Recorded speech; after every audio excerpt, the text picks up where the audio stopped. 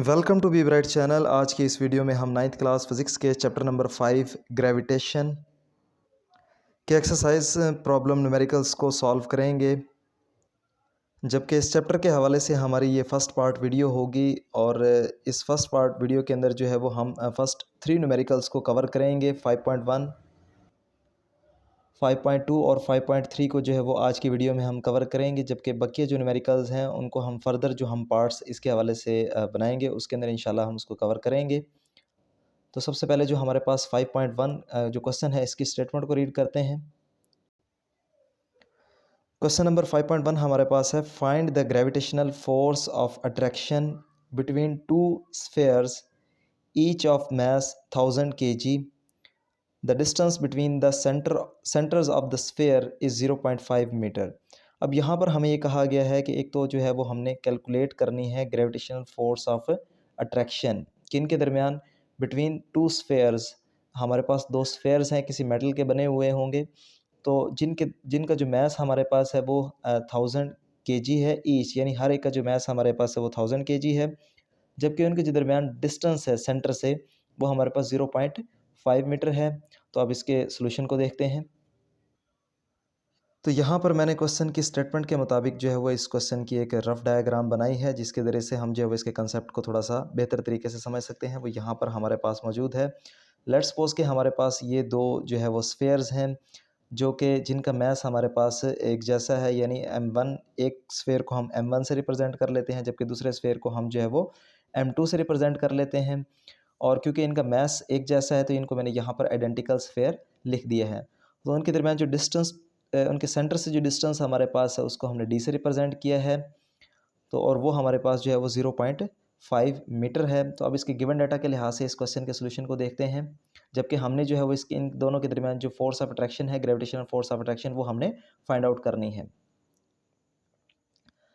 तो स्टेटमेंट के मुताबिक यहाँ पर जो है वो मैंने गिवन डाटा को अरेंज कर लिया है। तो हमारे पास जो मैस ऑफ स्फेयर 1 है उसको मैस हमने m से रिप्रेजेंट किया है, जो कि हमारे पास है 1000 kg। इसी तरह से जो हमारे पास दूसरा जो स्फेयर है उसका मैस भी हमारे पास जो है वो 1000 kg है, जिसको हमने m2 से रिप्रेजेंट किया है। यह हम दोनों को जो है वो m से भी रिप्रेजेंट कर सकते हैं, क्योंकि जो हमारे पास m1 और m2 है वो लेट्स सपोज के, क्योंकि उनकी वैल्यूज़ जो है वो एक जैसी है, कांस्टेंट है, तो वो हम इसको m के इक्वल भी लिख सकते हैं। यहाँ पर मैंने इसको वाज़ेह तौर पर लिखा है, because message of identical spheres, क्योंकि वो दोनों स्फेयर जो हैं वो एक जैसे हैं, जिनका मैस हमारे पास क्या है, इक्वल है। अब उनके दरमियान जो सेंटर से डिस्टेंस हमारे पास जो है वो कितना है, डिस्टेंस हमारे पास डी से हमने उसको रिप्रेजेंट किया है, तो वो हमारे पास है 0.5 मीटर। अब according to law of gravitation जो फोर्स ऑफ अट्रैक्शन का जो हमारे पास फार्मूला है वो हमारे पास इक्वल है, एफ इज़ इक्वल टू, ये जो जी हमारे पास है यूनिवर्सल ग्रेविटेशनल कांस्टेंट है, जिसकी वैल्यू हमारे पास क्या है, फिक्स रहेगी। वो वैल्यूज़ जो है वो हमें याद होनी चाहिए, और वो वैल्यू हमारे पास कितनी है, 6.673 multiply by 10⁻⁻11 newton metre square पर केजी स्क्वायर। तो ये हमें जो है वो पहले से ऑलरेडी जो है वो नाउन होनी चाहिए। हमें पहले से इसके बारे में जो है वो हमें इसको याद करना है, और हमें पहले से ये याद होनी चाहिए। तो हमने फाइंड क्या करना है, हमने ग्रेविटेशनल फोर्स हमने फाइंड आउट करनी है, ग्रेविटेशनल फोर्स ऑफ अट्रैक्शन। तो उसको हमने एफ से रिप्रेजेंट किया है। तो according to law of gravitation, Newton's law of gravitation, हमारे पास जो फार्मूला है ये ऑलरेडी मैं आपको बता चुका हूँ। इस फार्मूला के अंदर जस्ट हमने क्या करना है, वैल्यूज़ को पुट करना है और उसके बाद उनको कैलकुलेट करना है, क्योंकि हमने फोर्स ऑफ अट्रैक्शन जो है वो मालूम करनी है। तो उसको हम सेपरेट रखेंगे। जी की वैल्यू जो हमारे पास है वो, जहाँ मैं आपको पहले बता चुका हूँ, 6.673 multiply by 10⁻⁻11 newton metre square पर केजी स्क्वायर। इसकी वैल्यू को यहाँ पर हम जो है वो लिखेंगे। उसके बाद मैथ्स 1 और मैथ्स 2 की जो वैल्यू हमारे पास है उनकी वैल्यूज़ को हमने यहाँ पर लिखा, और जो उनके दरमियान डिस्टेंस है वो हमारे पास है 0.5 मीटर, क्योंकि डिस्टेंस का जो है वो फार्मूले के अंदर स्क्वायर है, तो यहाँ पर हम क्या लेंगे, स्क्वायर। उसके बाद हम क्वेश्चन की सोल्यूशन के आसानी के लिए हम क्या करेंगे, जो हमारे पास वैल्यूज़ हैं इन टर्म्स ऑफ, यानी 10 की पावर में हमारे पास जो वैल्यूज़ हैं इनको हम सेपरेट कर लेंगे। जो वैल्यूज़ 10 की पावर में नहीं हैं उनको हम सेपरेट कर लेंगे, ताकि 10 की पावर में जो जो वैल्यूज़ हमारे पास होंगी उनको कैलकुलेट करना हमारे लिए क्या होगा, ज़्यादा आसान होगा। तो इसके बाद हमने क्या किया है, ये इसको वैल्यूज़ को, इस वैल्यू को जो है वो हमने एज़ इट इज़ इस तरह से नीचे जो है वो उतार लिया है। उसके बाद 1000 को 1000 से मल्टीप्लाई करेंगे तो हमारे पास आएगा जी, इसको अगर साइंटिफिक नोटेशन की फॉर्म में या स्टैंडर्ड फॉर्म में अगर हम लिखें 10 की पावर में एक्सप्रेस करें तो 3 ज़ीरोज़ ये हैं, 3 ज़ीरोज़ ये हैं, तो हमारे पास ये बन जाएगा 10 रेज़ टू द पावर 6।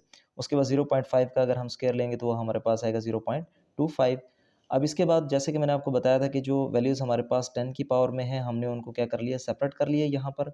और जो वैल्यूज़ हमारे पास विदाउट 10 पावर्स हैं, तो हमने उनको क्या कर लिया है, साइड पर कर लिया है। क्योंकि ये मल्टीप्लाई के फॉर्म में लिखा हुआ है, तो हम इसको इस तरह से अरेंज कर सकते हैं।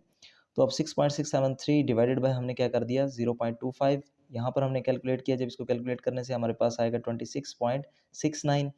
और यहाँ पर अगर हम 10 की पावर्स को जो हमारे पास है, इनको अगर हम कैलकुलेट करें तो हमारे पास यहाँ पर 10 की पावर -11 है और ये 10 की पावर +6 है।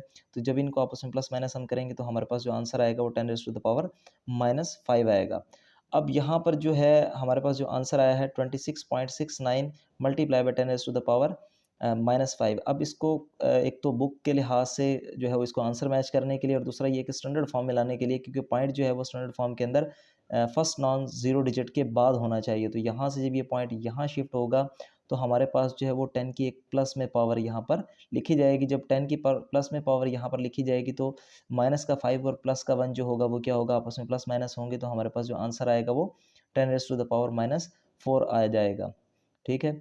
या हम इस तरह से कह सकते हैं, ये इस तरह से कह सकते हैं कि 10 रेज़ टू द पावर -5 है, तो इसमें से 10 रेज़ टू द पावर -4 को हम लिखेंगे, और जो 10 यहाँ पर -1 इसकी पावर आएगी वो नीचे जाकर क्या हो जाएगी, डिवाइड हो जाएगी। तो इस तरह से जो हमारे पास ग्रेविटेशनल फोर्स ऑफ अट्रैक्शन हमारे पास आएगी वो आएगी 2.67 अप्रॉक्सीमेटली, जब हम इसको राउंड ऑफ करेंगे, multiply by 10 raise to the power -4 newton. तो ये इसका आंसर होगा। उसके बाद नेक्स्ट जो हमारे पास क्वेश्चन है 5.2, उस क्वेश्चन के स्टेटमेंट को रीड करते हैं, उसके बाद उसके सॉल्यूशन की तरफ बढ़ते हैं।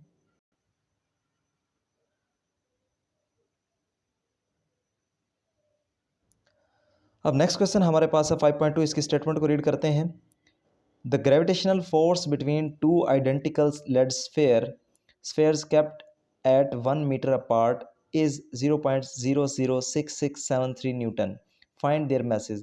अब यहाँ पर ये कहा गया है कि हमारे पास जो है वो हमने दो लेड स्फेयर्स हैं जो कि आइडेंटिकल हैं, एक जैसे हैं, उनका मैस भी क्या होगा, एक जैसा होगा। ये चीज़ यहाँ पर नोट करने वाली है।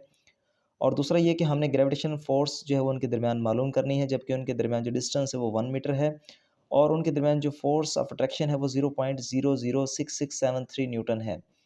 तो हमने उनके क्या करने हैं, मैसेज को कैलकुलेट करना है। ग्रेविटेशन फोर्स ऑफ अट्रैक्शन हमें गिवन है, डिस्टेंस हमें गिवन है, और हमने उनके मैसेज को कैलकुलेट करना है। तो इसके सोल्यूशन को देखते हैं। अब क्वेश्चन के स्टेटमेंट के मुताबिक यहाँ पर जो है वो मैंने एक रफ डायग्राम को ड्रा किया है। हमारे पास जो है वो दो मैसेज हैं, यानी लेड स्फेयर हैं, जिनके मैसेज हमारे पास M1 और M2 है।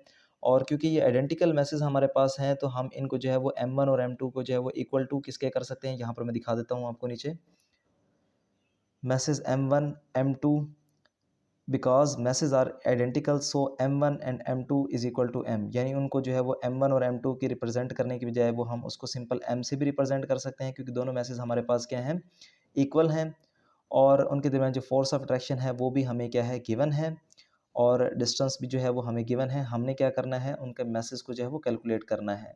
अगर हम एक का भी मैस अगर हम फाइंड आउट कर लेते हैं तो वो दूसरे के मैस के इक्वल होगा। तो अब क्वेश्चन की स्टेटमेंट के मुताबिक यहाँ पर जो है वो मैंने गिवन डाटा को अरेंज किया है। तो फोर्स हमारे पास जो फोर्स ऑफ अट्रैक्शन है दोनों आइडेंटिकल लेड स्फेयर्स के दरमियान जो वो हमारे पास है 0.006673 न्यूटन, जबकि जो हमारे पास डिस्टेंस है उन दोनों लेड स्फेयर्स के दरमियान वो है 1 मीटर। और जैसे कि इससे पिछले न्यूमेरिकल के अंदर मैंने आपको बताया था कि according to Newton law of gravitation के अंदर जो फार्मूला हम यूज़ करते हैं उसमें जो जी की वैल्यू है वो हमारे पास क्या होती है, यूनिवर्सल ग्रेविटेशन कांस्टेंट की वैल्यू वो फिक्स है, जो कि हमें याद करनी पड़ती है। 6.6673 multiply by 10 raise to the power -11 newton metre square पर केजी स्क्वायर। ये इसको आपने एज इट इज़ याद रखना है, और गिवन डाटा के अंदर हर दफ़ा इसको हम अरेंज करेंगे। उसके बाद फाइंड हमने क्या करना है, हमने उनके जो मैसेज हैं हमारे पास लेड स्फेयर हैं उनको कैलकुलेट करना है। ये ऑलरेडी जो बात है यहाँ पर जो मैंने लिखी है टू फाइंड के अंदर ये मैं बता चुका हूँ, लेकिन फिर भी मैं आपको बता देता हूँ। जो हमारे पास फर्स्ट स्फेयर है इसका मैस हमारे पास M1 है, जबकि दूसरे स्फेयर का जो मैस हमारे पास M2 है, और दोनों के M1 और M2 को जो है वो हम इक्वल टू M भी लिख सकते हैं। क्यों? बिकॉज मैसेज आर आइडेंटिकल, दोनों के जो हमारे पास स्फेयर हैं, क्योंकि वो दोनों क्या हैं, स्फेयर्स क्या हैं, आइडेंटिकल हैं। सो M1 M2 क्या होंगे, इक्वल टू M के इक्वल होंगे, उसको हम M के इक्वल भी लिख सकते हैं। तो अब फार्मूला जो हमारे पास है according to Newton law of gravitation वो हमारे पास है force is equal to universal gravitational constant m1 m2 यानी product of masses divided by distance of square between them. यहाँ पर हम इसको लिखेंगे। उसके बाद जस्ट इस पे हमने क्या करना है, वैल्यूज़ को पुट करना है। फोर्स की जो हमारे पास वैल्यू है वो 0.006673 है। यहाँ पर हमने इस वैल्यू को पुट कर दिया। उसके बाद जी की वैल्यू जो कि मैंने ऊपर आपको बताया है, जी यहाँ पर हमने लिखी थी, इसको यहाँ पर हम क्या करेंगे, लिख लेंगे। उसके बाद जो कि मैसेज m1 m2 जो कि हमने कैलकुलेट करने हैं इक्वल टू किसके हैं, m के हैं, तो यहाँ पर हम m1 और m2 लिखने के बजाय m ही लिख सकते हैं। जबकि जो डिस्टेंस उनके दरमियान है वो कितना है, 1 मीटर है। उसका स्क्वायर हम लेंगे। अब हमने क्या करना है, अपनी आसानी के लिए जो 10 की पावर में जो वैल्यूज़ लिखी हुई हैं, एक तो उनको अपनी तरफ एक साइड पर जो है वो अरेंज कर लेंगे और वैल्यूज़ को सबसे पहले जो है वो हम स्टैंडर्ड फॉर्म में लिखेंगे। जैसे कि यहाँ पर जो है ये वैल्यू हमारे पास स्टैंडर्ड फॉर्म में या साइंटिफिक नोटेशन की फॉर्म में नहीं है। तो जब हम यहाँ पर इसको स्टैंडर्ड फॉर्म में लिखेंगे तो पॉइंट को जो है वो फर्स्ट नॉन ज़ीरो डिजिट के बाद तक हमने प्लेस करवाना होता है। तो इसके लिए हम फर्स्ट सेकंड थर्ड 3 जंप्स लगाएंगे, यहाँ पर हमारे पास पॉइंट आ जाएगा। और ये वैल्यू क्योंकि हमारे पास जो है वो 1 से छोटी है तो इसलिए जो इसकी पावर हमारे पास आएगी वो माइनस में आएगी। अगर वैल्यू जो है वो 1 से बड़ी होती तो हमारे पास जो पावर है वो प्लस में आती। तो इस तरह से हमने इसको स्टैंडर्ड फॉर्म में लिख लिया। ये हमारे पास वैल्यू जो है वो ऑलरेडी स्टैंडर्ड फॉर्म में है।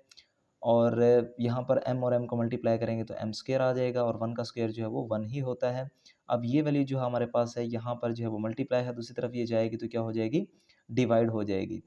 अब अगर हम देखें इस वैल्यू को हमने यहाँ पर जो है वो लाने के बाद डिवाइड किया है तो ये वैल्यूज़ दोनों क्या हैं, सेम है, तो ये कैंसिल हो जाएंगे एक दूसरे से। अब यहाँ पर 10 रेज़ टू द पावर -3 है, ये 10 रेज़ टू द पावर -11 है। जब इसको हम ऊपर लेकर जाएंगे तो हमारे पास बेस है में ऊपर जाकर जो पावर है वो क्या हो जाएगी, उसका साइन चेंज हो जाएगा। तो 10 raise to the power -3 plus 11 यहाँ पर होगा, तो इसका जो आंसर हमारे पास आएगा +11 -3 +8 आएगा। अब हमें क्योंकि m स्क्वायर नहीं चाहिए बल्कि m चाहिए है, तो इसके लिए हम क्या करेंगे, बोथ साइड जो है वो स्क्वायर रूट लेंगे। स्क्वायर से रूट कैंसिल हो जाएगा। जब यहाँ पर हम स्क्वायर रूट लेंगे तो क्या होगा, इसको मैं ज़रा थोड़ा-सा आपको बता देता हूँ रफ वर्क में। ये हमारे पास 10 रेज़ टू द पावर 8 है और स्क्वायर रूट का मतलब जो इसकी वैल्यू होती है वो 1/2 होती है। अब ये इसकी पावर है और ये उसकी पावर है, तो पावर की पावर आपस में क्या होती है, मल्टीप्लाई। 2 4 द क्या आ जाएगा हमारे पास 8।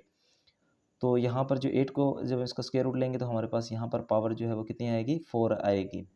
तो इस तरह से हमारे पास जो यहाँ पर आंसर आएगा मैथ्स का वो 10 raise to the power 4 kg। ये हम इसको अगर ऑर्डिनरी नोटेशन के अंदर हम लिखते हैं तो वो किस तरह से लिखेंगे, हमारे पास 10 रेज़ टू द पावर 4 को जो है वो 10,000 लिखा जा सकता है, 1 टेंस 100 1000 10,000। तो मैथ्स 1 जो हमारे पास है वो इक्वल आएगा 10,000 kg के, क्योंकि जो दोनों मैसेज हमारे पास थे वो आइडेंटिकल थे। इसका मतलब m2 भी जो है वो हमारे पास किसके इक्वल आएगा, 10,000 kg के इक्वल आएगा।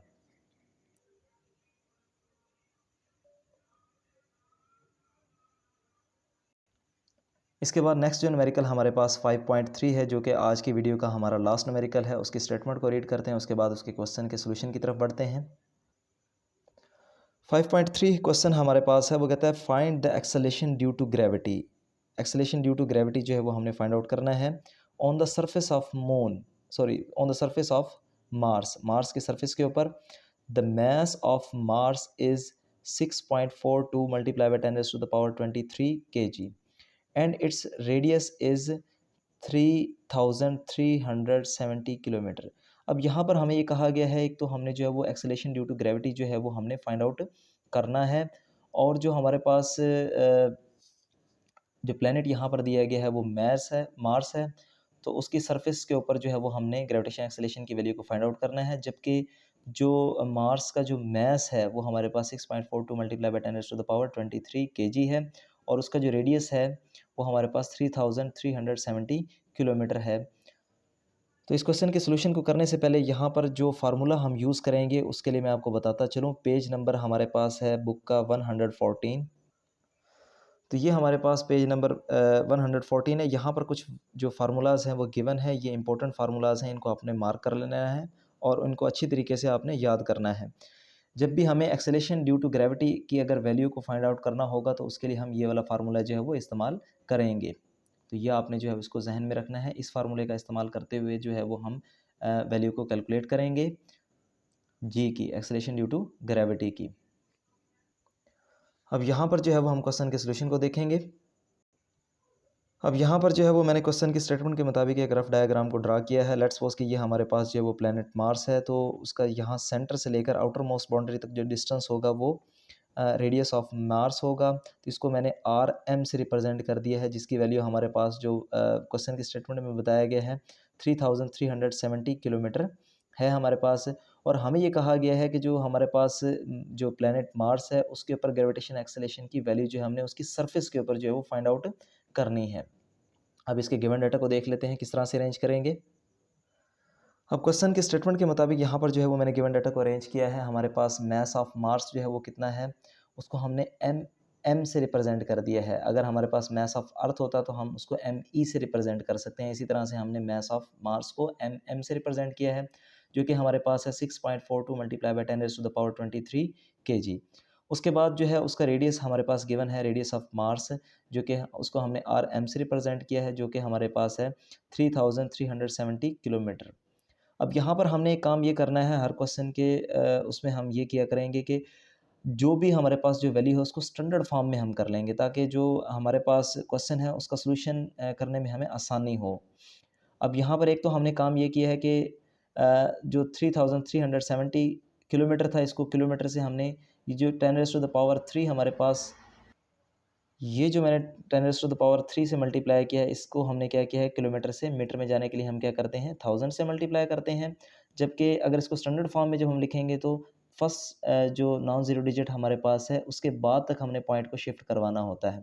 तो यहाँ से अगर लेट्स सपोज कि अगर कोई होल वैल्यू हमारे पास जिसके जिसके अंदर कोई पॉइंट ना हो, तो पॉइंट यहाँ से जो उसके राइट साइड पर हमेशा होता है। तो यहाँ से हम जंप करेंगे 1 2 3, तो यहाँ पर पॉइंट जो है वो आ जाएगा। तो इस तरह से हम जो इसको स्टैंडर्ड फॉर्म में लिखेंगे 3.37 मल्टीप्लाई बाई 10⁻³ ये स्टैंडर्ड फॉर्म में लिखने के लिए जो स्टैंडर्ड फॉर्म में लिखने से हमारे पास वैल्यू आई है। और ये जो हमारे पास 10⁻³ है ये 1000 के इक्वल है। ये किस वजह से आया है यहाँ पर, क्योंकि हमने किलोमीटर से किस में गए हैं, हम मीटर में। तो इस तरह से जो अगर इन वैल्यूज़ को, इन पावर्स को अगर हम कैलकुलेट करेंगे तो हमारे पास 10⁻³ और 10⁻³ कितना हो जाएगा 10⁻6 हो जाएगा। तो इस तरह से हमारे पास जो रेडियस ऑफ मार्स है हमारे पास मीटर के अंदर वो होगा 3.37 मल्टीप्लाई बाई 10⁻6 मीटर। अब उसके बाद जैसे कि मैंने आपको बताया था कि हर क्वेश्चन के अंदर जो हमारे पास ग्रेविटेशनल यूनिवर्सल ग्रेविटेशनल कांस्टेंट की वैल्यू है उसको आपने याद रखना है, जो कि हमारे पास इक्वल होगी G is equal to 6.673 multiply by 10⁻11 newton metre square पर केजी स्क्वायर। अब हमने जो फाइंड आउट करना है वो क्या हमारे पास है, एक्सेलरेशन ड्यू टू ग्रेविटी जो है वो हमने फाइंड आउट करना है। इसके फार्मूला के हवाले से मैं आपको अभी बता चुका हूँ, बुक पेज हमारे पास है 114। तो उसके ऊपर अगर एक्सेलेरेशन ड्यू टू ग्रेविटी अगर हमें फाइंड आउट करना हो तो वहाँ पर उसका जो फार्मूला हमारे पास गिवन है उसको हमने याद करना है। उसके मुताबिक जो है वो हम इस क्वेश्चन को सॉल्व करेंगे। तो एक्सेलेरेशन ड्यू टू ग्रेविटी हमारे पास जो उसका फार्मूला है वो जी इज इक्वल टू, यानी ये जो स्मॉल जी हमारे पास है ग्रेविटेशनल कांस्टेंट को रिप्रेजेंट करता है, जबकि जो कैपिटल जी है वो यूनिवर्सल ग्रेविटेशनल ये ग्रेविटेशनल एक्सेलेरेशन को रिप्रेजेंट करता है स्मॉल जी, और जो कैपिटल जी है ये रिप्रेजेंट करता है यूनिवर्सल ग्रेविटेशनल कांस्टेंट को। और ये हमारे पास मास ऑफ मार्स है और ये हमारे पास रेडियस ऑफ मार्स है, उसके स्क्वायर के इक्वल ये फार्मूला हमारे पास होगा। तो जस्ट ये है कि वो यहाँ जो पेज नंबर 114 पर जो फार्मूला गिवन है वो अर्थ के लिहाज से गिवन है, उसी फार्मूला को इस्तेमाल करते हुए हमने क्या करना है, ग्रेविटेशन एक्सेलेरेशन ऑन मार्स जो है वो हमने उसकी सरफेस के ऊपर कैलकुलेट करना है, वही फार्मूला यूज़ होगा, जबकि जो वैल्यूज़ हैं वो मार्स के लिहाज से हम लेंगे। अब यहाँ पर जी की वैल्यू को यहाँ पर हमने पुट कर लिया। उसके बाद जो मास ऑफ मार्स है वो हमें क्वेश्चन के स्टेटमेंट में जो है वो गिवन है। यहाँ पर हमारे पास मास ऑफ मार्स गिवन है, जिसको यहाँ पर हमने पुट किया है। उसके बाद जो रेडियस ऑफ मार्स हमारे पास है, जिसको हमने यहाँ पर स्टैंडर्ड फॉर्म में और मीटर में चेंज करके लिखा था, उसकी वैल्यू को पुट करेंगे यहाँ पर और स्क्वायर के साथ लेंगे। उसके बाद हम क्या करेंगे, जस्ट हमने यहाँ पर ये किया है कि जो हमारे पास 10 की फॉर्म में या 10 की पावर की फॉर्म में जो वैल्यूज़ हैं उनको हमने सेपरेट कर लिया है। ये हमारे पास 10 की पावर की फॉर्म में वैल्यू है और ये हमारे पास 10 की पावर की फॉर्म में वैल्यू है। इन दोनों को हमने क्या किया, एक तरफ इकट्ठा कर लिया, और जो without 10 raise to the power 10 है उनको हमने एक तरफ इकट्ठा कर लिया। ये हमारे पास विदाउट 10 की पावर है और ये हमारे पास विदाउट 10 की पावर है। इनको हमने एक तरफ करके मल्टीप्लाई की फॉर्म में लिख लिया। उसके बाद नीचे अगर हम देखें तो ये हमारे पास 3.37 जो हमारे पास है इसका हमने स्क्वायर लिया, और स्क्वायर लेने के बाद जो है इस वैल्यू को भी, क्योंकि विदाउट पावर ऑफ 10 है, इसको हमने इस तरफ लिख लिया। उसके बाद 10⁻⁶ जो 6 हमारे पास है, इसके ऊपर जो है इसके ऊपर भी स्क्वायर मौजूद है क्योंकि ये होल का स्क्वायर है। तो 10⁻⁶ का अगर हम स्क्वायर लेंगे तो वो हमारे पास आएगा 10⁻12 के। अब यहाँ पर हमने पावर्स को जो है वो सेपरेट कर लिया और यहाँ पर विदाउट 10 की पावर जो वैल्यूज़ हैं उनको सेपरेट कर लिया ताकि हमें क्वेश्चन को सॉल्व करने में आसानी हो। जस्ट इनको हमने कैलकुलेटर की मदद से जो है वो कैलकुलेट कर लेना है। पहले इन दोनों को आपस में मल्टीप्लाई करना है और डिवाइड करना है इसके स्क्वायर से। तो जब इसका हम स्क्वायर लेंगे पहले, उसके बाद हमने क्या किया है, यहाँ पर 10⁻⁻11 है और ये +23 है। इनको आपस में कैलकुलेट करने से जो हमारे पास आंसर आएगा वो 10⁻+12 आएगा। और ये जो हमारे पास नीचे जो 10⁻12 है, ये इसके साथ क्या हो जाएगा, कैंसिल हो जाएगा। तो यहाँ पर आंसर हमारे पास आ जाएगा 1। या हम इस तरह से कह सकते हैं 10⁻⁻12 ऊपर जाएगा तो ये माइनस में होगा, 12 से कैंसिल हो जाएगा। तो और 10⁻⁻ जो 0 अगर आएगा वो भी इक्वल टू होता है 1 के। तो अब एट द एंड जो है वो इनको हम कैलकुलेट करेंगे, मल्टीप्लाई करेंगे इन दोनों को आपस में और इसे डिवाइड कर देंगे। तो जो हमारे पास आंसर आएगा वो आएगा हमारे पास 3.77 मीटर पर सेकंड स्क्वायर, जो कि ग्रेविटेशन एक्सेलरेशन की वैल्यू होगी on the surface of Mars. उम्मीद है आपको मेरी वीडियो पसंद आई होगी। अगर आपको मेरी वीडियो पसंद आई है तो मैं आपसे गुजारिश करूंगा कि मेरी वीडियो को जो है वो लाइक करें, मेरे चैनल को सब्सक्राइब करें, ज़्यादा से ज़्यादा लोगों तक शेयर करें। Thank you.